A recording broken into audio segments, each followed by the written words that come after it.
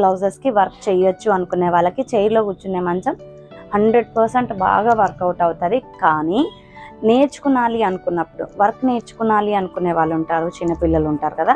So వాళ్ళకి కింద కూర్చునేటటువంటి మంచం అయితే కంఫర్ట్గా ఉంటుంది అన్నమాట. సో వాళ్ళకి ఫ్రేమ్ ఫిట్ చేసుకునేటప్పుడు కానివ్వండి, కుట్టేటప్పుడు కానివ్వండి కొంచెం కంఫర్ట్గా ఉంటుంది. అందుకని చెప్పేసి 2 ఫ్రేమ్స్ సెట్ చేపిస్తాను. మీరు ఒకవేళ మంచం తీసుకోవాలి అంటే ఒకటే ఫ్రేమ్ తీసుకొని 2 టైప్ ఆఫ్ లెగ్స్ తీసుకోవచ్చు. అంటే కింద కూర్చునేటటువంటి లెగ్స్ తీసుకోవచ్చు, అలాగే చైర్లో కూర్చునేటటువంటి లెగ్స్ తీసుకోవచ్చు. లెగ్స్ 2 టైప్ తీసుకొని ఫ్రేమ్ ఒకటి తీసుకున్నా కూడా మీకు కావాలన్నప్పుడు కింద కూర్చోవచ్చు, లేదు అనుకున్నప్పుడు చైర్లో కూర్చొని కూడా మీరు వర్క్ చేసుకోవచ్చు అనమాట. సో దీనివల్ల మీకు ఎటువంటి ప్రాబ్లం ఉండదు, హెల్త్ ఇష్యూస్ కూడా ఉండవు.